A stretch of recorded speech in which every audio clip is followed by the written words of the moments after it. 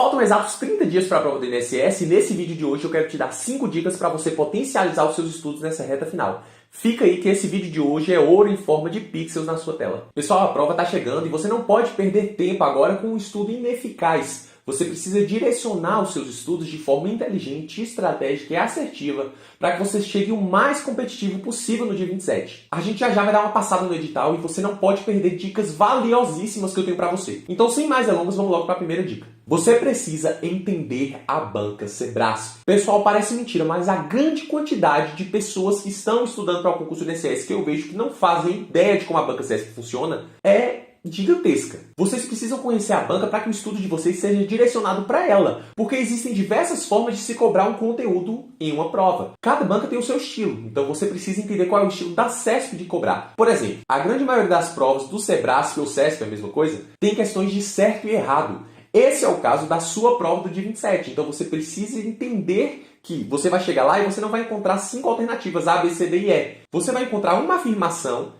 e você vai classificar essa afirmação como certo ou errado. E se você errar uma questão, a questão que você errou vai tomar um ponto da questão que você acertou. Por exemplo, se você for marcar aí 120 questões e você acertar 100 questões e errar 20, a sua pontuação final vai ser 80, porque 20 das que você errou serão abatidas das 100 que você acertou. Então como é que você vai calcular a sua pontuação líquida na prova do Sebrasp? Você vai pegar o número de questões que você acertou menos o número de questões que você errou. Simples assim. E essa forma de uma errada anular uma certa significa que você não tem margem para chute. Por exemplo, via de regra, se você tem lá uma questão de A, B, C, D e E e você não sabe a resposta, você chuta a que você acha que mais se enquadra ali na realidade, porque se você deixar em branco ou você errar, tanto faz para você. Não é o caso na prova do Sebrasp. Se você errar uma questão, essa questão vai tomar um ponto seu. Então você não pode chutar à toa, você precisa chutar com assertividade.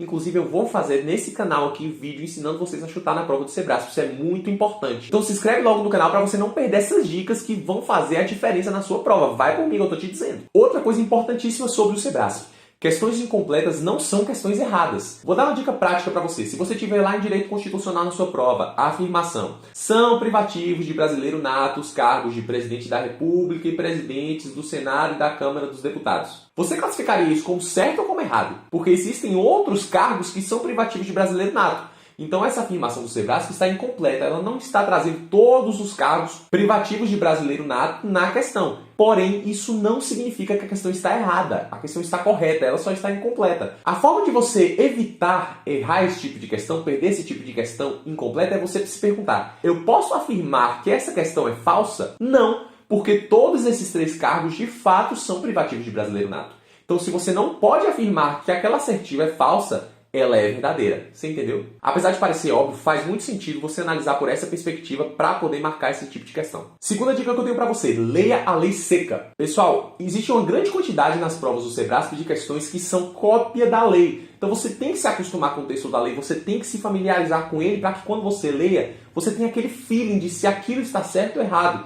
Ainda que você não tenha decorado expressamente todas as palavras, mas você tem aquela sensação: poxa, isso aqui eu já vi. Ou então, isso aqui está um pouco diferente, tem alguma coisa estranha, sabe? Esse instinto, que não é meramente um instinto, algo proveniente das emoções somente, mas é de um conhecimento que você adquiriu pela leitura da lei, isso é muito válido. Então você vai ler a lei e você vai buscar palavras-chave.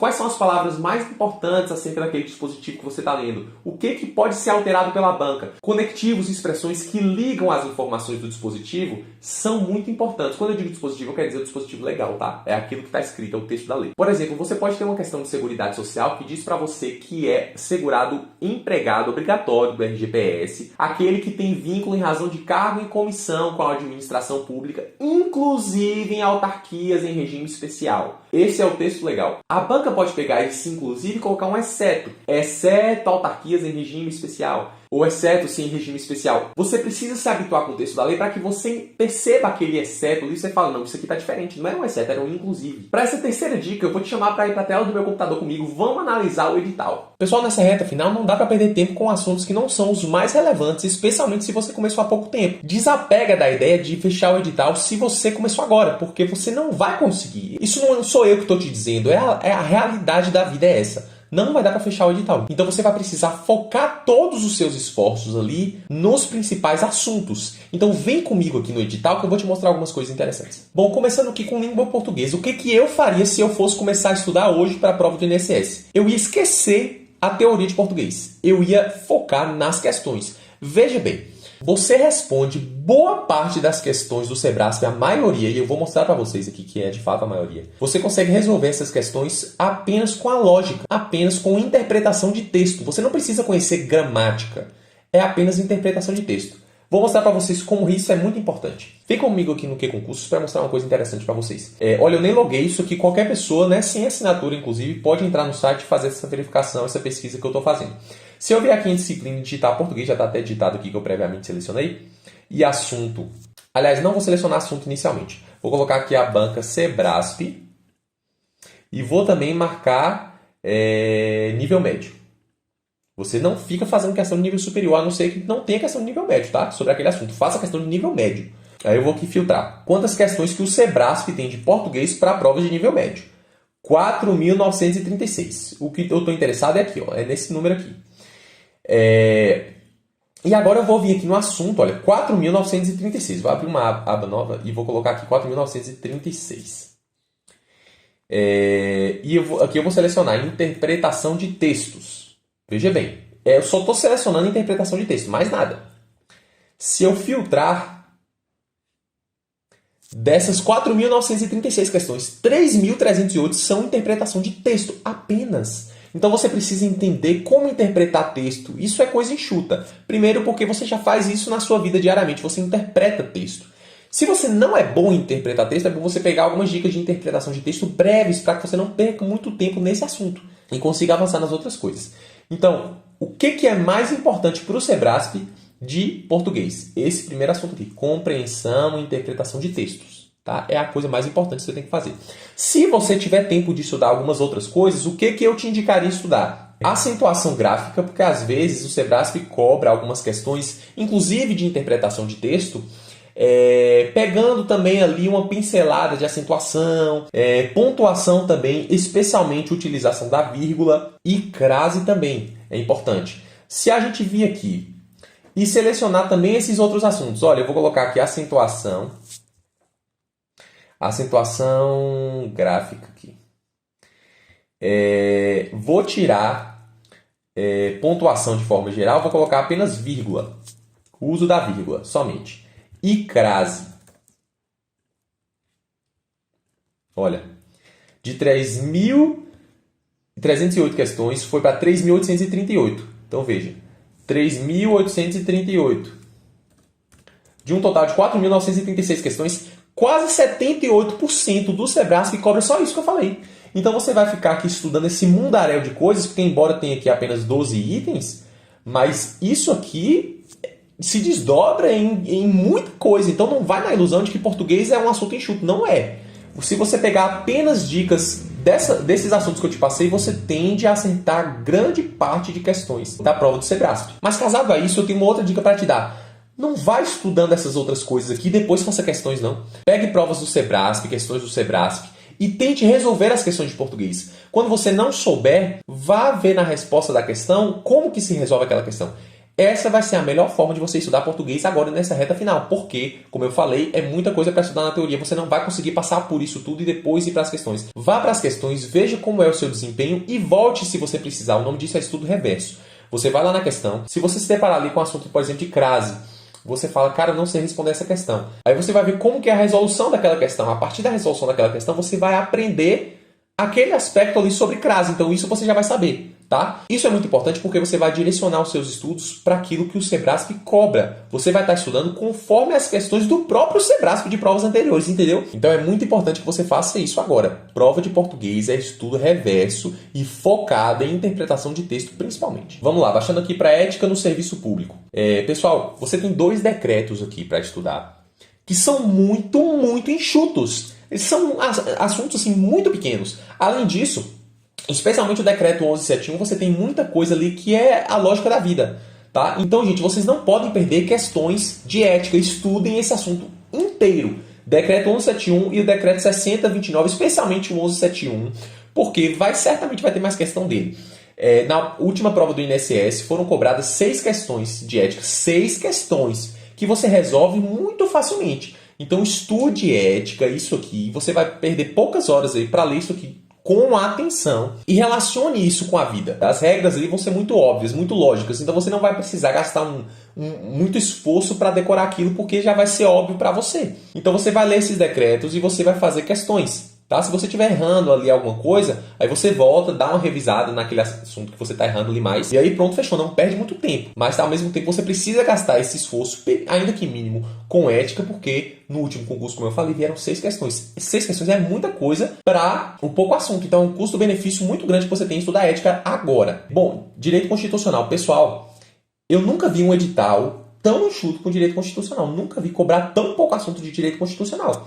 Então eu acho que vale muito a pena você olhar sim agora. Na última prova do INSS você teve 7 questões de direito constitucional. Então, pegando aqui o mesmo exemplo, né? Eu tô supondo que a SESC vai distribuir ali as questões mais ou menos da mesma forma como a prova de 2016. Até porque são as mesmas matérias. Tirando o regime jurídico único que foi integrado nesse edital agora, a direito administrativo, e no anterior ele veio com uma matéria à parte, né? Mas para 7 questões de direito constitucional, eu acho que no mínimo, se a SESC for mudar, ela vai colocar 6. Ou no mínimo 5 questões de direito constitucional. Então você vai ter, no mínimo 5 pontos aqui. É muita coisa. Especialmente o artigo 5º da Constituição e também a administração pública, artigos 37 a 41. São apenas 5 artigos, tá? Administração pública. E dessas 7 questões que vieram na prova anterior, 4 foram sobre a administração pública, que você tem em 5 artigos. Você não pode perder de estudar direito constitucional. O interessante também de direito constitucional é que você consegue casar com a sua vida. Isso fica mais fácil de você interpretar o direito, de você se lembrar das coisas. Por exemplo, você tem lá que a casa é asilo inviolável do indivíduo nela, ninguém podendo entrar, salvo em tais casos, né? Vamos supor que o Sebrasp te diga que não pode ninguém entrar na sua casa de noite, ainda que para prestar socorro. Pensa isso na sua vida real, na vida real. Sai do mundo jurídico, vai para a vida real. Você está ali na sua casa, à noite, e você está passando mal. Né? Você começou ali a ter um ataque e tal, e os seus vizinhos percebem ali, porque você ou gritou, ou pediu socorro, enfim. Os seus vizinhos não vão ter autorização para entrar na sua casa sem que você consiga verbalizar a autorização. Eles percebem que você está passando mal. Eles percebem que você está precisando de ajuda. Eles não podem entrar. Será que o direito proíbe que se entre na sua casa nessa circunstância? Não. Então, é uma das coisas que você não precisa perder tempo tentando decorar. Pode entrar na casa se for para prestar socorro. É porque é a lógica da vida, sabe? Então, utilize isso a seu favor para que você não gaste muito esforço mental nesse tipo de informação. É muito óbvio. Vamos lá para direito administrativo. Gente, direito administrativo aqui, na minha concepção, tudo é importante. Talvez o que menos seja importante aqui seja o controle e responsabilização da administração. Não é que não é importante, tá? Mas talvez de tantas coisas importantes aqui, não sei se vai ter questão sobre isso. Direito administrativo não é uma matéria para você estar se preocupando com lei seca, porque o direito administrativo não tem um código, ele não tem uma lei, sabe, onde você vai ali para entender exatamente como o direito administrativo funciona. Ele está disperso aí em diversos atos, diversas normas, inclusive na Constituição Federal, do nosso ordenamento jurídico. Então você vai se preocupar aqui mais com doutrina, com os conceitos, sabe? Não é com letra de lei. Exceto, é claro, quando o assunto do seu edital, por exemplo, que a gente tem a Lei 8429 e a Lei 9784, quando cobram assim, expressamente leis, é importante que você decore essas leis, né? Lógico, você não vai decorar a lei inteira, mas que você leia e que você consiga entender, né, a leitura ali daquela lei. Inclusive a 8.112 também, que é uma lei muito importante, tá? É só você observar que no edital passado ela era uma matéria separada, era só a lei 8.112, era uma matéria. Então você precisa compreender como funciona a lei 8.112 também, tá? Mas o que eu acho que tem um ibope aqui legal para a nossa prova? Direito administrativo, princípios, organização administrativa da União, agentes públicos sempre cai, regime jurídico único, como eu falei, né, Lei 8.112, poderes administrativos, especialmente poder de polícia e uso e abuso de poder. O que o Sebrasp mais cobra é isso aqui, tá? Ato administrativo também já tem eu acho que já tem assim uma importância um pouco menor, mas ainda assim é importante. Tá? Serviços públicos também. E como eu falei, controle eu não vejo muito ibope para a prova, não. Mas essas leis aqui finais, ó, Lei 8429, especialmente a Lei 9784, essas duas leis aqui finais, porque a 8429 é a lei da improbidade administrativa, né? Então vai ser algo que impacta diretamente na sua vida como servidor. E a Lei 9784 é a lei do processo administrativo. Quando você entrar no INSS, você vai trabalhar muito provavelmente de forma exclusiva com o processo administrativo previdenciário. Então é importante que você dê uma olhadinha nessa lei 9784 com atenção, tá? Tá, noções de informática. Gente, eu acho assim, informática é uma matéria muito, muito extensa, especialmente se você não tem familiaridade com a informática, se você não conhece os conceitos, se você está vendo pela primeira vez. Se eu fosse deixar uma matéria, eu estava falando para vocês desapegarem, né? Se eu fosse deixar uma matéria inteira de lado, e eu acho que às vezes vale a pena você fazer isso, especialmente se você não tem tempo, você começou a estudar há poucos dias, eu deixaria de lado noções de informática. Eu vou explicar por quê. Como eu falei, é um assunto muito extenso e às vezes, mesmo estudando, você erra a questão. Porque existe às vezes ali alguma novidade no mundo da tecnologia, alguma coisa que ainda não foi muito explorada e você mesmo tendo conhecimento básico ali acerca daquele assunto, você não conhece aquele conceito que a prova trouxe. Por exemplo, na prova da PRF de 2021, o Sebrasp trouxe lá uma questão que inclusive ficou bem famosa, assim, né, o pessoal discutindo depois sobre ela, que trouxe um conceito de firewall do futuro, que não tinha, né, em material assim, praticamente nenhum. Pelo menos eu não vi, eu não estudei isso, eu fiz essa prova e não estudei esse tal de firewall do futuro, não conhecia esse conceito.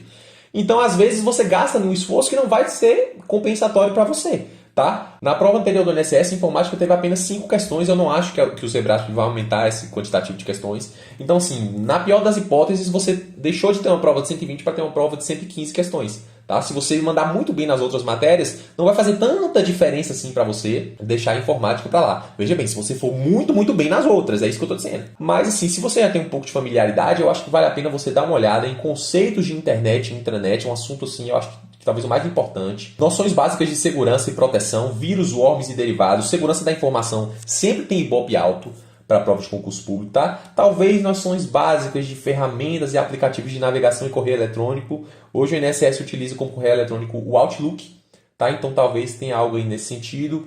Embora nem tudo também na prova seja pertinência temática, tá? Não é tudo que tem relevância para a sua vida como servidor do INSS que vai cair na prova. Bom raciocínio lógico matemático. Pessoal, o edital do INSS de RLM é enxuto também, é pouca coisa. Mas se você tem muita dificuldade, e é o caso da maioria das pessoas, tem dificuldade com matemática, tem dificuldade com lógica, eu acho que vale a pena você deixar de lado isso aqui agora. E eu vou te dizer por que mais à frente para esse vídeo. Calma aí que eu vou te contar. E aqui a gente vem para conhecimentos específicos. Gente, tem uma coisa que você precisa botar na sua cabeça.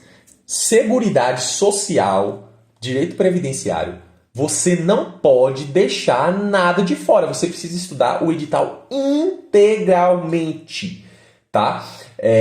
Tem muita coisa, é um edital muito grande, entrou muita coisa aqui com relação ao último edital, muita coisa nova. Mas, assim, definitivamente não é uma opção você deixar de lado direito previdenciário. Inclusive, se eu fosse fazer hoje o meu cronograma de estudos para o INSS, eu ia deixar 50% do meu tempo disponível para direito previdenciário, no mínimo 50%. Porque, gente, são 70 questões da prova, não dá para deixar de lado assim. 70 questões de 120 é quase 60% da prova. Veja bem, você tem 7 matérias aí e quase 60% da prova é uma matéria só.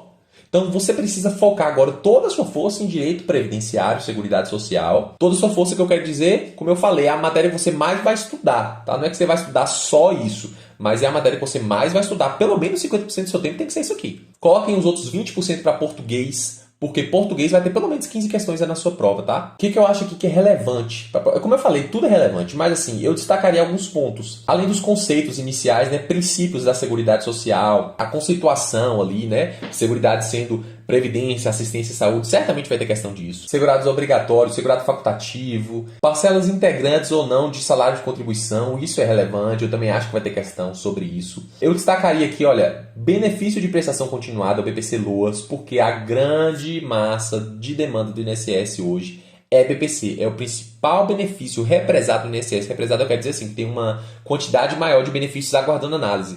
É BPC, tá? Então talvez você trabalhe exclusivamente com BPC depois de um tempo sem entrar no INSS. Então, não sei, né? Se o Sebrasp for por pertinência temática, pode ser que ele cobre. Auxílio inclusão é uma coisa recente, coisa nova, eu acho que vai ter questão sobre isso, tá? Embora eu ache também que é um assunto que não é muito extenso, salvo engano, tá? Então, talvez tenha aí um custo-benefício legal. Lei 8.212, Lei 8.213 também, especialmente a 8.213 e o Decreto 3048 são as normas básicas, tá? Mas assim, você precisa entender o seguinte: a lei não foi ainda alterada conforme as regras da Emenda Constitucional 103. Então, tome muito cuidado, gente. O que vai ter de concorrente seu errando questão na prova por causa disso, vai por mim. Você precisa se atentar. Eu vi já pessoas confusas quanto a isso aqui. O pessoal não está entendendo. A 8.212 está lá vigente. O texto dela está lá bonitinho. Só que alguns dispositivos da 8.212 que ainda não foi alterada depois da reforma da Previdência não tem mais aplicabilidade, porque você tem uma emenda constitucional, que é uma norma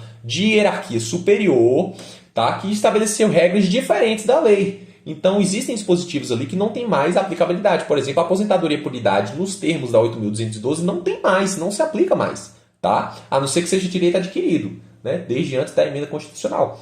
Mas é importante que você esteja atento para isso, tá? E, inclusive, eu acho que vai ser uma coisa muito explorada também, a emenda constitucional 103. É muito importante que você compreenda regras de transição, as regras permanentes, enfim, acumulação de benefícios. E eu destacaria também aqui a IN 128. A IN 128 é norma super nova, tá? Ela é de 28 de março de 2022.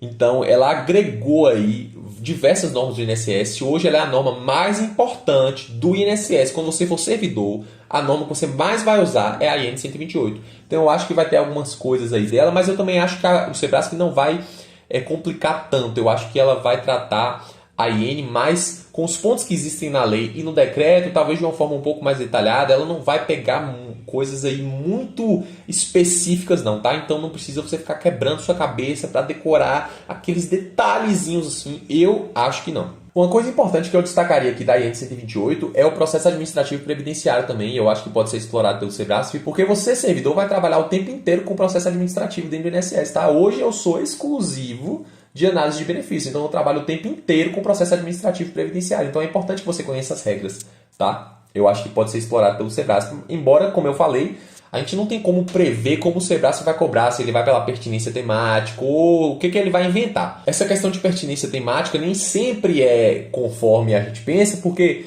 na prova da PRF também, usando como exemplo, eu lembro que a matéria mais importante era legislação de trânsito e o assunto mais importante dentro dessa matéria era crimes de trânsito. E o pessoal sempre pegava, você precisa saber ali de qual os crimes de trânsito, você precisa aprender muito. Então eu foquei muito nesse assunto, todo mundo fez isso. Quando chegou na prova, sabe quantas questões tinha de crime de trânsito? Zero. Nenhuma questão o Sebrasp colocou. Então, assim, né, às vezes a gente pode ser surpreendido.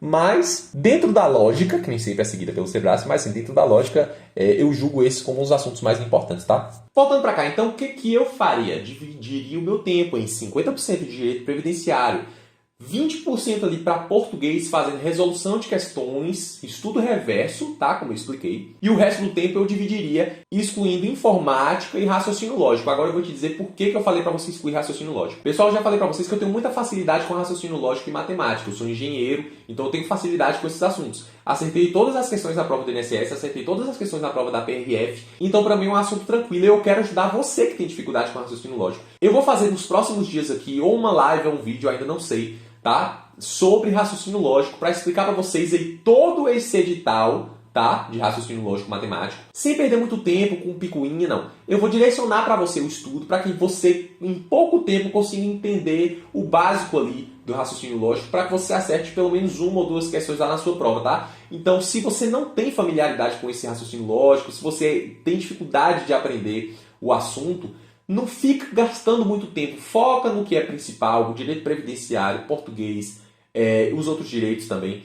E deixa um pouco de lado o raciocínio lógico. Então você já se inscreve no canal, ativa as notificações para que você não perca quando esse vídeo surgir e acompanhe raciocínio lógico comigo aqui no canal de forma fácil. Pessoal, português, se esse vídeo atingir 500 likes, tá? 500 likes, eu vou gravar para vocês também um vídeo com resolução de questões de português, explicando exatamente o que eu falei ali para vocês, analisando o edital, como que se faz o estudo reverso. Como que eu faria para estudar agora as questões de português do Sebrasp, interpretação de texto e aqueles outros pontos mais relevantes que eu destaquei. A gente vai fazer questões juntos aqui se esse vídeo atingir 500 likes, tá? Então já deixa o seu. A minha quarta dica é, faça questão. Não adianta você pegar agora os pontos mais importantes, como eu citei agora, tentar juntar toda a teoria desses pontos e ficar ali só lendo. você precisa fazer questões. Isso está relacionado com os pontos que eu falei de cima, inclusive sobre entender a banca. Você precisa fazer questões agora para que você aplique o conhecimento que você adquiriu, para que você veja se você de fato aprendeu e para que você também descarte informações que você absorveu, mas que não são necessárias porque não caem em concurso. Isso é importante. Mais do que nota de simulado, a melhor forma de medir hoje, se você sabe um assunto, é fazendo questões daquele assunto e vendo qual é o percentual de acerto em cima daquelas questões. Hoje você tem aí o site do Que Concursos, inclusive está em promoção, eu não estou ganhando nada para falar isso, tá? Eu realmente gosto da plataforma. Fica ligado aí, porque acho que chega na Black Friday agora, começando em novembro, eles têm promoção direta, então fica ligado aí se vale a pena para você assinar a plataforma de concursos, do Que Concursos ou não. E mesmo que você não assine, tem lá também algumas ferramentas que estão disponíveis para pessoas que não têm assinatura. Então entra lá, mexe um pouco lá no site para ver se é interessante para você. Se vocês quiserem que eu traga mais vídeos aqui comentando questões, inclusive de outros assuntos, seguridade social, deixem nos comentários aí falando o que vocês mais querem, qual é a matéria que vocês mais estão tendo dificuldade, para ver se eu consigo ajudar de alguma forma vocês assim também com resolução de questões, porque isso é que vai fazer diferença para a sua prova, é questão. E pessoal, dica número 5, aproveite a memória de curto prazo. Velho, isso é muito importante. Você tem que entender que o seu cérebro tem ali a memória de curto prazo e tem a memória de longo prazo. Você pode passar informações de curto prazo, da memória de curto prazo, para de longo prazo, conforme você tem ali repetição, né, daquelas informações. Você esteja sempre vendo ali um assunto, alguma coisa. Você pode ver que tem um assunto aí que você aprendeu, seja de concurso ou não, que você nunca mais vai esquecer na vida. Porque você repetiu ele tantas vezes que você jogou ele para a memória de longo prazo. O problema é que você não consegue fazer mais isso para a prova do INSS, que já está aí às portas. Então você precisa aproveitar sua memória de curto prazo. O que você vai fazer? Caderno de erros. Você vai pegar dessas questões que você tentou fazer, aquelas questões que você errou, ou aqueles assuntos que você está com mais dificuldade para decorar, dados que são meramente decoreba, tipo carência, tempo de contribuição, de benefícios, alíquotas de recolhimento. Você vai pegar essas informações, estruturar elas, faz mapa mental, sabe? Faz uma coisa mais visual, tira do texto, porque às vezes você pega ali aquela lei e aquele tanto de palavra ali embaralha um pouco, fica confuso para o seu cérebro para ele reter aquilo que é importante. Tá? Então faz um resumozinho básico, tipo um mapa mental, coloca as informações principais ali, tenta estruturar, sabe?